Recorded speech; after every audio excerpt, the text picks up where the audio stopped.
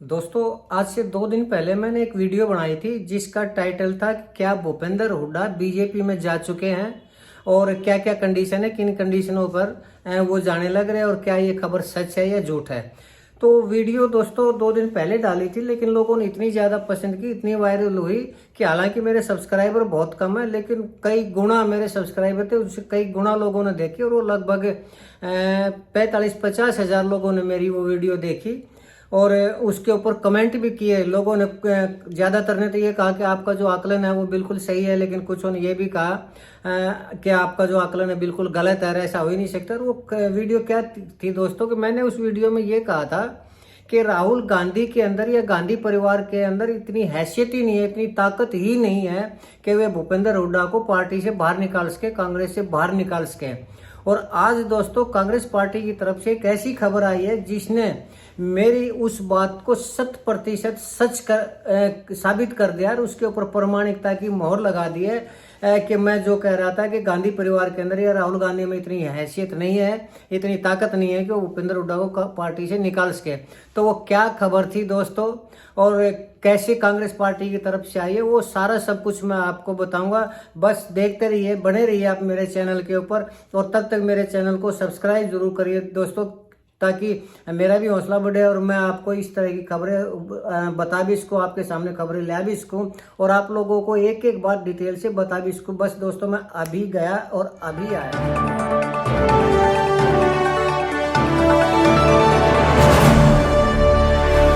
दोस्तों नमस्कार। दोस्तों मैं सतवीर सिंह अपने YouTube के भारत लिंक ग्लोबल चैनल पर आपका स्वागत करता हूं। दोस्तों अभी जैसे कि मैंने आपको बताया कि मैंने 2 दिन पहले एक वीडियो डाली थी जिसका टाइटल था कि क्या भूपेंद्र हुड्डा कांग्रेस को छोड़कर बीजेपी में जा रहे हैं। तो उस वीडियो को लोगों ने बहुत पसंद किया और मैंने ये भी कहा था कि राहुल गांधी के अंदर इतनी हैसियत नहीं है कि वो भूपेंद्र हुड्डा को कांग्रेस पार्टी से निकाल सके। तो उस वीडियो को देख के दोस्तों मेरे पास सैकड़ों की संख्या में कमेंट आए, जिसमें ये किसी ने तो ये कहा था कि आपका, ज़्यादातर ने तो ये कहा था कि आपका जो आकलन है 100% सही है, जबकि जो दूसरी पार्टी के थे या फिर जो दूसरे विपक्ष के नेता थे उनके कुछ जो समर्थक थे उन्होंने काफ़ी कुछ बुरा भला भी कहा मुझे कमेंट के थ्रू।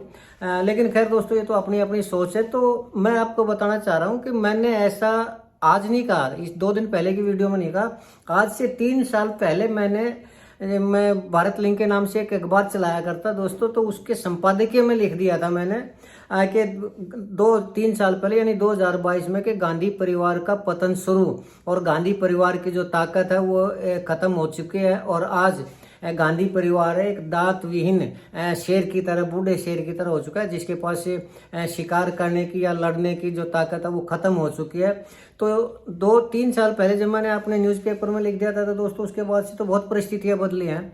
तो ऐसा क्या हुआ, अभी मैंने कहा कि आज एक ऐसी खबर आई है जिसने मेरी इस बात की पुष्टि कर दी और वो खुद कांग्रेस हाईकमान की तरफ से वो खबर आई है। तो वो क्या खबर है मैं आपको बताऊं। इससे पहले वजह क्या थी कि क्यों मैं आपको क्यों मैं ये कह रहा था कि राहुल गांधी के अंदर इतनी हैसियत नहीं है कि वो भूपेंद्र हुड्डा को पार्टी से निकाल सके।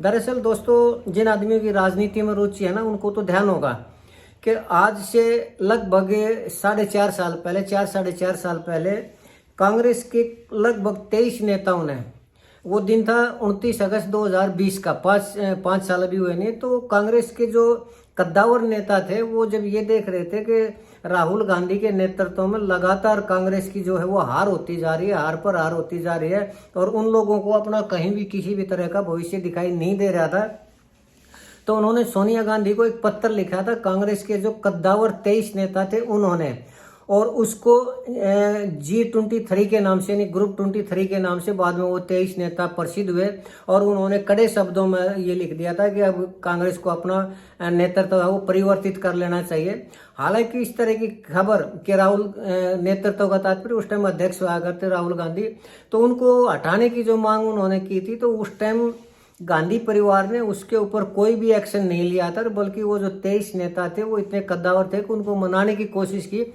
सबसे पहले तो दोस्तों मैं आपको उन 23 नेताओं के नाम बताना चाहूँगा जिनके ऊपर पूरी कांग्रेस पार्टी का दारोमदार था और उन किन किन लोगों ने ये लेटर लिखा था, मैं आपको वो सारा बताना चाहूँगा। उनमें सबसे पहले जो नेता हुआ करते वो थे गुलाम नबी आज़ाद। गुलाम नबी आज़ाद ने जब ये दिखाई दिया आगे कांग्रेस पार्टी में उसका भविष्य नहीं है, तो वो सबसे प्रमुख व्यक्ति थे पहले नंबर के। जब उनकी बात नहीं मानी गई तो उन्होंने 2022 में पार्टी छोड़ भी दी थी। दूसरे जो नेता थे दोस्तों वो थे आनंद शर्मा, और उसमें से तीसरा जो प्रमुख नाम था वो था भूपेंद्र हुड्डा।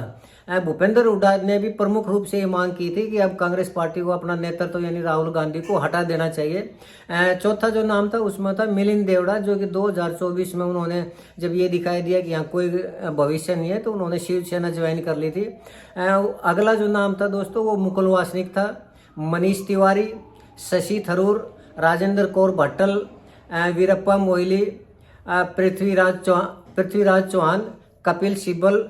जब कपिल सिब्बल ने भी बाद में पार्टी छोड़ दी थी दोस्तों, विवेक तनखा, जितिन प्रसाद, बाद में जो बीजेपी में शामिल हो गए थे जितिन प्रसाद, रेणुका चौधरी, पीजे कुरियन, राज बब्बर जो कि वेक्टर भी हैं और अभी जिन्होंने गुड़गांव से चुनाव भी लड़ा था, कुलदीप शर्मा, योगानंद शास्त्री, अखिलेश प्रसाद सिंह, अरविंदर सिंह लवली, कौल सिंह ठाकुर, अजय अर्जुन सिंह, ये अजय अर्जुन सिंह के लड़के हैं, और संदीप दीक्षित जो कि शीला दीक्षित के लड़के हैं। इन लोगों ने 23 लोगों ने, जो कि कांग्रेस पार्टी के बहुत ही कद्दावर नेता हुआ थे, इन्होंने मांग की थी कि राहुल गांधी को हटाया जाए। और उस टाइम गांधी परिवार के अंदर इतनी हिम्मत नहीं बची थी कि इन 23 आदमियों को जिन्होंने बगावत की थी गांधी परिवार से, उनको पार्टी से बाहर का रास्ता दिखा सके। तो उसका प्रभाव ये पड़ा था दोस्तों कि राहुल गांधी ने अपनी बजाय मल्लिकार्जुन खड़गे को जो था वो पार्टी का अध्यक्ष चुन लिया था, ताकि ये इन 22 जो नेता हैं, 23 जो नेता हैं, इनको भी रखा जा सके और जो उनकी मांग है उसको भी माना जा सके। 2022 में मल्लिकार्जुन खड़गे थे, वो कांग्रेस पार्टी के अध्यक्ष बने थे, तो ये उसका प्रभाव था दोस्तों। तो जब उन 23 आदमियों को कांग्रेस पार्टी के जो कद्दावर नेता थे, जो बुजुर्ग नेता थे, उनको गांधी परिवार नहीं हटा पाया, तो उनमें से भूपेंद्र सिंह हुड्डा भी एक थे। तो जब भूपेंद्र सिंह हुड्डा को पहले उसके ऊपर कोई एक्शन नहीं पाया, तो अगर बात अब हरियाणा की जाए तो हरियाणा के अंदर भूपेंद्र हुड्डा से ज़्यादा अब मुझे नहीं लगता कि कोई कद्दावर नेता होगा। और रही बात ये जो दूसरे नेता हैं, तो मुझे ऐसा लगता है कि राहुल गांधी के अंदर इनको भी हटाने की हैसियत नहीं है कि, और इस तरह की ये जो लड़ाई है ये चलती रहेगी। लेकिन आज जो मैं ये कह रहा हूँ कि एक ऐसी खबर आई है जिससे मेरी बात के ऊपर ये प्रमाणिकता की मोहर लगती है, और वो कांग्रेस हाईकमान की तरफ से, वो ये थी कि हरियाणा के अंदर दोस्तों विधानसभा के जो चुनाव है ना, उनको लगभग 5-6 महीने हो चुके हैं सॉरी। और तब से ही कांग्रेस पार्टी के अंदर विपक्ष नेता प्रतिपक्ष के नेता बनाने के लिए, कांग्रेस पार्टी का अध्यक्ष बनाने के लिए जोर आजमाइश चल रही है। और जो दूसरे नेता हैं जो भूपेंद्र हुड्डा के खिलाफ, वो लगातार दबाव डाल रहे हैं। और जब टिकटों का वितरण हुआ था, उस टाइम टिकटों के वितरण के टाइम में दीपक बाबरिया थे जो हरियाणा के प्रभारी थे, उन्होंने भी हालांकि दबे स्वर में ये किया था कि मेरी चली नहीं, भूपेंद्र हुड्डा की चली है टिकटों के वितरण में भी। और भूपेंद्र हुड्डा ने उसमें से 90 में से लगभग जो 70 सीट थी वो अपने आदमियों को दिलवाई थी, और बाकी की जो सीट थी वो कोई किसी के कारण, कोई किसी के कारण दिलवाई थी। लेकिन जब दीपक बाबरिया ने इस्तीफा दिया तो बीके हरिप्रसाद हरियाणा के जो कांग्रेस पार्टी के थे वो प्रभारी बने। तब भी ये लग रहा था कि बीके हरिप्रसाद है वो भूपेंद्र हुड्डा को हटा देंगे। लेकिन जब भूपेंद्र हुड्डा ने पार्टी छोड़ने की धमकी दी या उन लोगों के सामने झुकने से मना कर दिया, तो फिर जब उन्होंने ये देखा पार्टी हाईकमान ने कि अगर भूपेंद्र हुड्डा को हटाया जाता है तो भूपेंद्र हुड्डा अलग से पार्टी बना लेंगे। ये उनका खुला भूपेंद्र हुड्डा का भी चैलेंज था कि अगर उन्हें हटाया जाता है तो वो अलग पार्टी बना लेंगे। उसकी वजह ये थी दोस्तों कि कांग्रेस के जो आज हरियाणा के अंदर विधायक हैं वो है 37, और उस 37 में से 32 ऐसे विधायक हैं जो कट्टर रूप से भूपेंद्र हुड्डा के समर्थक हैं। और अगर आज भूपेंद्र हुड्डा पार्टी छोड़ते तो वो 32 विधायक भी पार्टी छोड़ देंगे। तो इसी बात को देखते हुए राहुल गांधी कोई एक्शन नहीं ले पाए। और आज जो खबर ये है कि नेता प्रतिपक्ष बनाने का जो मामला है वो ठंडे बस्ते में डाल दिया गया है दोस्तों। और ठंडे बस्ते में इसलिए डाल दिया है कि हरियाणा का जो विधानसभा का सत्र है वो शुरू हो चुका है। और हालांकि नियम तो ये था कि विधानसभा के सत्र से पहले नेता प्रतिपक्ष चुना जाए, लेकिन नेता पक्ष किसको चुनते, 37 में से 32 विधायक तो भूपेंद्र हुड्डा के थे। अगर कल को पार्टी बदलते हैं तो भूपेंद्र हुड्डा के साथ चले जाएं, पार्टी वैसे ही खत्म हो जाएगी।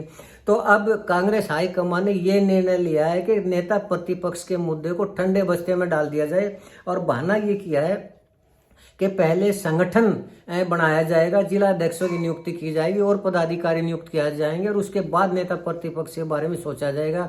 अर्थात आने वाले टाइम में जब संगठन ही 10 साल से पार्टी का नहीं बन पाया, कांग्रेस पार्टी का नहीं बन पाया है, तो नेता प्रतिपक्ष या कांग्रेस का अध्यक्ष तो दूर की बात है। और ये मुझे लगता है कि ये भूपेंद्र हुड्डा की ताकत को स्पष्ट रूप से दिखा रहा है, और राहुल गांधी की कमजोरी को स्पष्ट रूप से दिखा रहा है कि वो चाहते हुए भी भूपेंद्र हुड्डा को नहीं हटा सकते। क्यों? क्योंकि वो अच्छी तरह जानते हैं कि जो आदमी नेता प्रतिपक्ष बनना चाह रहे हैं या अपना आदमी वो चाह रहे हैं कि उनके आदमी को, उनके फेवर के आदमी को नेता प्रतिपक्ष बनाया जाए या कांग्रेस पार्टी का अध्यक्ष बनाया जाए, उनके पल्ले कुछ भी नहीं है। और कांग्रेस पार्टी है ना, उसी दिन टूट जाएगी, उसी दिन खत्म हो जाएगी। इसलिए मैंने कल भी कहा था कि पंजाब वाला हाल जो है वो मुझे नहीं लगता कि गांधी परिवार दोबारा ऐसा रिस्क लेगा, और हरियाणा के अंदर से भी कांग्रेस पार्टी का वजूद खत्म हो जाएगा। तो ये जो खबर आई है कि नेता प्रतिपक्ष का जो मामला है वो पार्टी हाईकमान ने, गांधी परिवार ने ठंडे बस्ते में डाल दिया है। और नियम ये है दोस्तों कि अगर नेता प्रतिपक्ष न हो तो जो पिछला नेता प्रतिपक्ष है वो ऑटोमेटिकली नेता प्रतिपक्ष ही माना जाएगा। और नेता प्रतिपक्ष का मामला इतना महत्वपूर्ण इसलिए है दोस्तों कि जो भी नेता प्रतिपक्ष होता है उसको कैबिनेट मंत्री का दर्जा दिया जाता है, और वही सुविधाएं उसको दी जाती है, इसलिए बहुत इंपॉर्टेंट है। और विपक्ष की आवाज को मजबूत करने के लिए नेता प्रतिपक्ष ही होता है। और नेता प्रतिपक्ष बनाने के लिए जितने विरोधी गुट था, जो शैलजा थी या रणदीप सुरजेवाला या कुलदीप बिश्नोई या दूसरे थे, वीरेंद्र सिंह थे, उनकी नहीं चल पाई इस मामले में, और आज भी भूपेंद्र हुड्डा की ही चल पाई है। तो इसलिए मैं कह रहा हूं कि इससे साबित ये होता है कि मैंने जो कहा था कि राहुल गांधी के अंदर या गांधी परिवार के अंदर इतनी ताकत नहीं है कि वो भूपेंद्र हुड्डा को अवॉइड कर सके, उसको पार्टी से निकाल सके, ऐसा रिस्क नहीं ले सकते। तो मैंने जो कल परसों जो वीडियो बनाई थी 2 दिन पहले, उसमें स्पष्ट कहा था कि लोगों ने मेरे से पूछा था कि क्या भूपेंद्र हुड्डा बीजेपी में जा रहे हैं, तो मैंने ये कहा था कि बीजेपी में जाने का तो सवाल ही पैदा नहीं होता।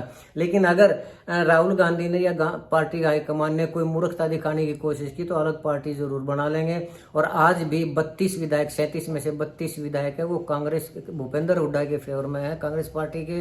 और 32 विधायकों का रिस्क नहीं लिया जा सकता दोस्तों। पार्टी है वो उसी टाइम टूट जाएगी। और महाराष्ट्र वाला जो हाल है या फिर उसका जो मैंने बताया था पंजाब वाला हाल है, इस तरह का कांग्रेस का हाल हो जाएगा, तो जो कि उसके लिए बहुत ही घातक होगा। तो आज ये वो खबर थी दोस्तों, नेता प्रतिपक्ष के मामले को ठंडे बस्ते में डालना और भूपेंद्र हुड्डा को नेता प्रतिपक्ष बनाए रखना, ये आज की खबर थी। तो इससे मेरी बात सिद्ध हो रही है, जो मैंने परसों वीडियो बनाई थी कि भूपेंद्र हुड्डा है वही इसके कर्ता धर्ता बने रहेंगे, तो उस बात की प्रमाणिकता के ऊपर कांग्रेस पार्टी के हाईकमान ने मोहर लगा दी दोस्तों।